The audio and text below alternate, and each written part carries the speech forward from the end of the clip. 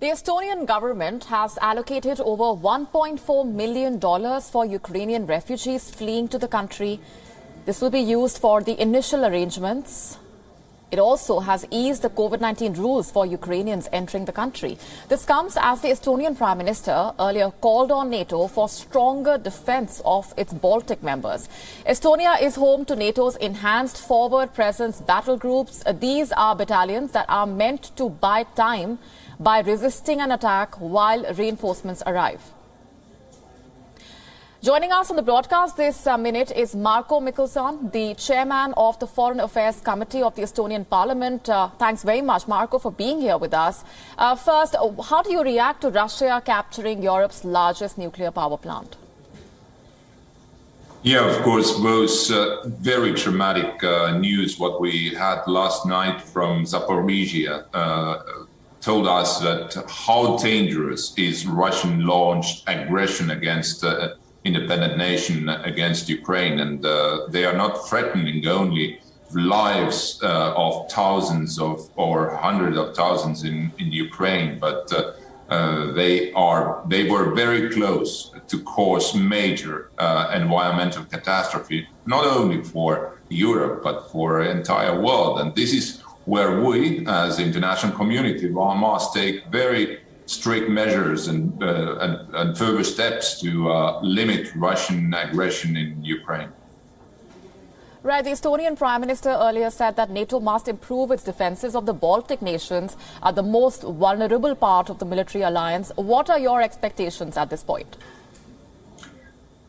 Estonia, like other Baltic states, feel very safe. And while we have been members of NATO for the last 17 years or 18 years nearly now, we have worked together with our allies to bolster our defense. We, of course, spending more than 2% of GDP of our own resources in defense capabilities. And our main goal, working right now together and coordinating our actions with NATO allies, but other partners like Finland and Sweden, to create more visible and serious deterrence measures that Russia never will cross those borders, which are NATO borders. Tell us more about the measures being undertaken by Estonia to assist the refugees coming in from Ukraine. Yeah, we take this very seriously. We have quite a large Ukrainian community living in Estonia, and relatives are, of course, waiting those who are escaping as refugees from Ukraine right now, but also we are welcoming people who would like to get safe haven here in Estonia. At least temporarily, till they can go back home. We very much hope, of course, and we do and work internationally, basically primarily through diplomatic measures to, of course, to assist Ukraine in their freedom fight against Russian aggression. But of course, we care very much about those refugees who arrived to Estonia right now, and the government has allocated substantial sums to sustain their sort of first integrational time here in Estonia.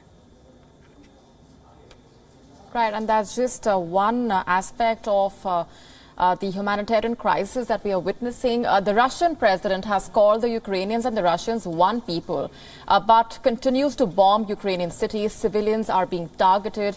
So Russia is attacking people it calls its own. How can Moscow possibly justify this? They can't. There is no justification of this massive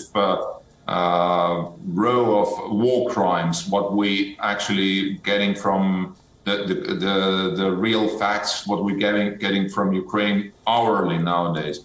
And this aggression was totally unprovoked.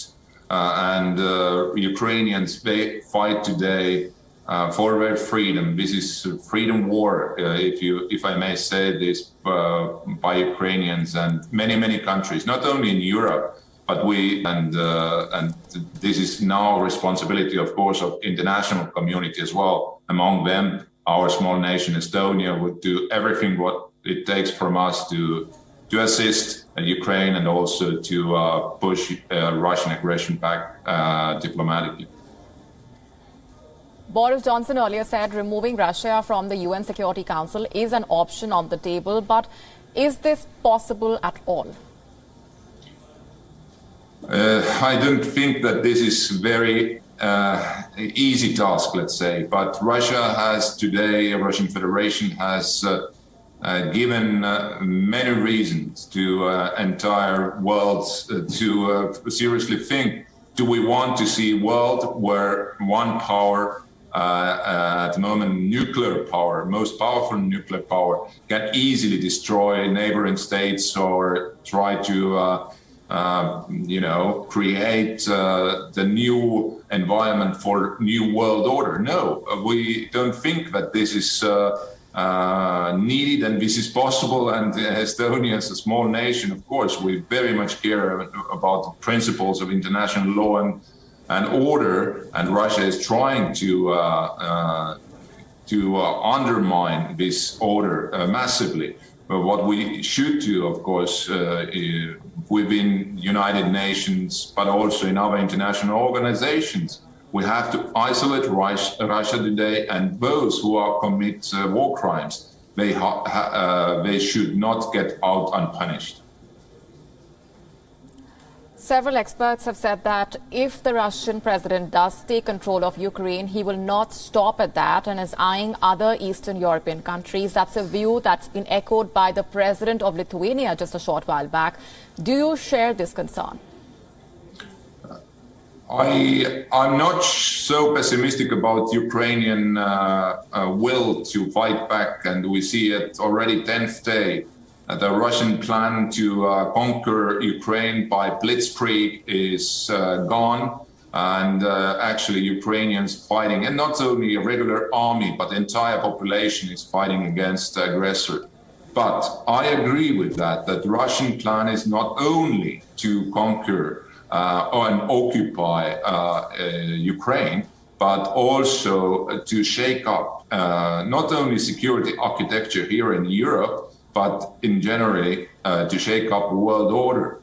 And here where not only European nations, nations who are bordering Russia, but entire international community who actually stick to international law and principles, we have to be united in terms to tell to Russian Federation, enough is enough. This is not going to be a success story for you, and you have to step back. Marco Mikkelsen, appreciate very much for joining us on the broadcast and sharing those insights and perspectives. WION now available in your country. Download the app now. Get all the news on the move.